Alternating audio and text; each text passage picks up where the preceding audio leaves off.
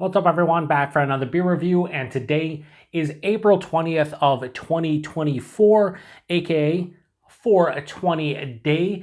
And the beer that I'm reviewing today was actually originally brewed in honor of 420 Day, and it comes from the Lagunitas Brewing Company, and they are headquartered in Petaluma, California, and this is the Waldos Special Ale, the 2024 release. So this is a triple IPA that comes in at 11.7% alcohol by volume, over 100 IBUs at the time of review, and this bottle is just under 6 weeks old. So it's very rare that I re-review a beer on the channel, and it's incredibly rare that I actually review a beer 3 separate times.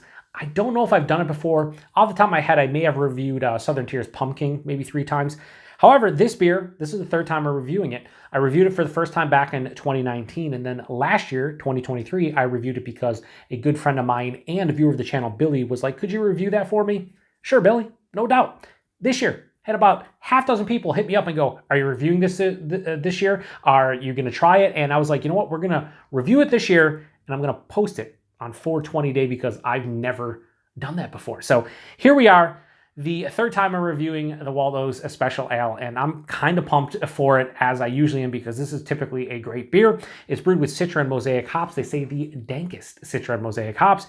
And yeah, anyway, let's crack this one open, get in the glass, see what we got going on. And I also want to say that the first year I had this beer, it was just over 2 weeks old. And then last year I reviewed it just under 2 months old. This one, just under 6 weeks old. So I noticed last year's beer was kind of a little bit more muted from that like dank kind of resinous pine quality, and made sense because it was a bit older the first year. That was more prominent. I'm curious to see how this one is, because last year I did say I'd like to try this more in the 6 to 8 week realm, and just under 6 weeks we have done that. Let's give it a pour in the glass here and see what we got going on.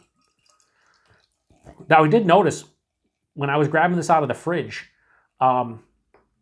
there are a lot of fine particulates, and I don't remember it being like that, but they were definitely suspended in animation in the glass, or I mean, in the bottle.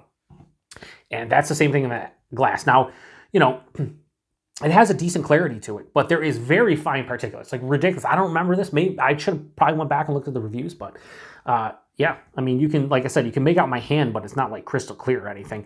Has that beautiful, like dark orange color, has almost a finger of a off-white, almost very lightly tan colored head. Looks pretty creamy, decent alcohol legs, but not too big. And yeah, it's kind of plays the role, although again, I don't remember all that all the sediment and whatnot being as prominent as it is in the glass. Let's get a nose. So the one thing I do remember from last year's review is I talked about, I think it's mentioned like how there is a bunch of malt character here. It's almost 12%. It's an old school triple IPA. There is a honey, caramel, bready kind of malt character. First thing I noticed on the nose. After that, though, it has a beautiful mixture of different citrus fruits, orange and grapefruit mostly, and it smells like it's going to be sweeter. It has a little bit of like a pithy kind of aroma, like a bittering aspect. And then I get dankness, pine resin. Dankness isn't as big as the first year, but I think it's a little bit more pronounced than last year's. Underlying stone fruits like a peach and apricot, maybe a mango. Oh, never mind. Oh, hang on. Just need to do a little swirl here. Now it has that dank marijuana, weed, cannabis-like aroma. It smells really good. It smells like an old school, Imperial IPA. Back, I think when the first time I released this one, I don't know if they always call it triple IPA, but back in the day, there were no really triple IPAs. It's just Imperial IPA. And that's what this smells like, a big 11.7% Imperial IPA. It smells really good. Let's get into it. Cheers, everybody, and happy 420 Day if you partake. Oh. Yeah. It's fucking delicious. It's real delicious. And it's more punchy and vibrant than last year. Which again, a lot of times on my channel, I talk about like age of a beer, and I know a lot of people are stickler for ages in hot forward beers. I get it. I think with a lot of these old school beers, especially big beers that are almost 12%, you definitely want to drink them a bit fresher. No doubt. Like, I feel like that first year, it was the most vibrant it was because it was just over 2 weeks old, where last year's was a little bit lacking. Still delicious, but in a different way. This is like right in between those, where it's not quite as vibrant and punchy with the bitterness and everything as it was the first year. But last year, it was a little bit lacking as a whole, and I think this is definitely better than last year's. Body seems a bit bigger. I don't recall this one having that like almost syrupy, like this is like medium to full on body. It's like a hop oil thing going on too. So it has like a slightly syrupy, oily kind of feel to the body of this one. But a lot of you might like that because it's almost 12%. But I don't remember it being that syrupy. So definitely bigger body than I remember. The mouthfeel, moderate carbonation, very crisp on the palate, smooth as well. The taste, lots of citrus. And that's what this beer always kicks out for me, is a ton of citrus. Forefront though, honey caramel breadiness. That malt character is very substantial and it's omnipresent. And a lot of times I say it dives underneath the palate and just props everything up. This one kind of runs concurrent with like the hop character. Like it's there for the entire ride. So it's like there's honey, there's caramel, there's bread all the way to the finish. But what's running concurrently with that is a lot of citrus character. It's pithy, zesty, but also juicy orange, grapefruit, tangerine. Midway through the palate's where a little bit of this like over-ripened like peach, apricot, mango hits. It's not substantial, it's not big, but you know, kind of pops in there in the middle of the palate. Touch of berry too, probably from the Mosaic. Like a nondescript red berry. Very, again, minute. The citrus is leading the way. Those are secondary and tertiary players. On the finish, it's pine resin through and through. There's a dank quality. It's a little bit herbaceous, but that pine resin is usually what I gather is they always say dank. And yeah, I think the first year was more dank. The last couple years though, while the dankness is there for sure, it's more of like a resinous pine. It has like almost like a floral kind of pine, somewhat earthy. This is sweet for me, 2/3, 3/4 of the way through the palate. On the finish though, moderate, firm bitterness, a semi-dry kind of finish as well. It leans maybe a little bit sweeter just because it's almost 12%, kind of hard to balance that out, but there's enough bitterness to kind of balance it out to some degree. So while this leans a little bit sweeter, it definitely has a nice bitterness. If you're somebody that's kind of chasing the dragon, so to speak, of bitterness nowadays with a lot of these beers, I think you'd be happy with this.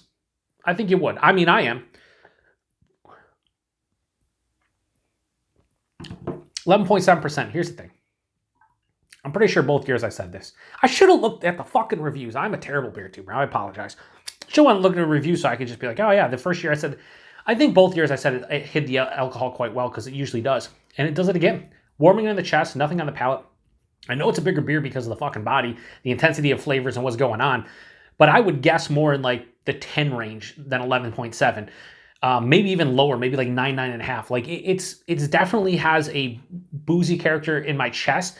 On the palate, maybe a little touch of booze on the palate on the finish. When I was doing this blind, I don't think there's any way I would say that this is 11.7%. I would maybe guess at the most 11, but probably in that 10 range. It's just a fucking awesome beer every year. Here's a question though. They brew this in honor of 420 Day, as far as I know. However, this one, the bottled on date is February 28th, and I'm drinking this one.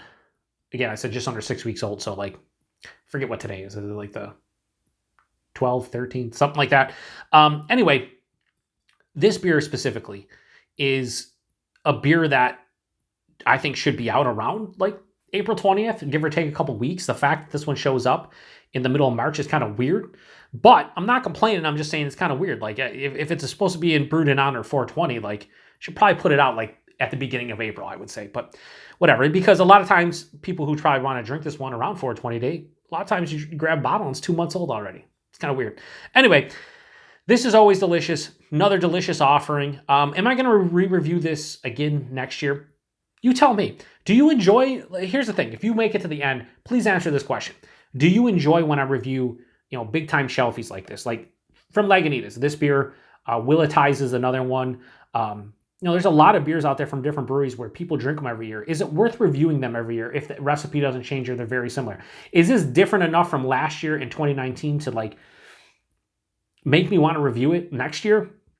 I don't know. It's a delicious beer. I'm probably going to pick one up regardless and probably just drink it off camera. But if you want to see reviews, re-reviews of beers like this, let me know. Like, I don't mind reviewing this every year, especially like I could make this like my annual 420 review and just see how each year's batches are. But if that's something that people dig, I'll totally do it. And clearly people wanted to see me reviews. Like I said, about half dozen people contacted me. They're like, hey, have you had that yet? Now I have, and I'm glad I picked it up. So if that's the case, let me know. Anyway, rating. I don't remember what I gave this last year. I think I gave this probably in like the 4 or 5 range, and I'm going to give this a low 4.5. I'm going to give this a 4.45. Watch it be lower than last year. I think it's a little better than last year's because it's a little fresher. But I don't know what I rated it last year, so I'd have to go look. But kind of in the same range. This is just always quite delicious, and this year, no, it's the same thing as always. Price point availability. Price point, I want to say I paid like $2.79 for that bottle, and I want to say 6 packs were like $16.99, something like that. I'd imagine $16 to $18, depending on where you buy it. And for 11.7% Triple IPA for less than $3 a can, yeah, sign me up. And availability is Lagunitas. Wherever you see Lagunitas, you should see this. Although, that's why I say should, and that you definitely will see this, because I don't know exactly what distribution, but if you get most of Lagunitas, seasonals and specialty releases, I can't see you missing out on this one. I don't know about buying a 6-pack of this at 11.7, unless you're somebody that loves triples and you don't mind drinking this 2 or 3 months old at some point, or you're just going to drink the entire 6-pack in like a week or something. I'm glad I bought a single of it. If I could drink like I used to pre the health issues, I'd probably buy a couple bottles of this. I wouldn't buy probably an entire 6-pack, but I'm thankful that I'm able to buy singles of pretty much everything I buy. And yeah, anyway, if you've had this one before, whether it's previous vintages or this year's offering, let me know. Post in the comment section. Like I said, let me know. Would you like to see me review this every year? Same thing with Willetized and other beers. I pretty much post a review a day, but that leaves it open for me being able to re-review stuff. But if the interest isn't there, I don't think it makes too much sense. But let me know. Anyway, shutting this one down till the next one. Cheers.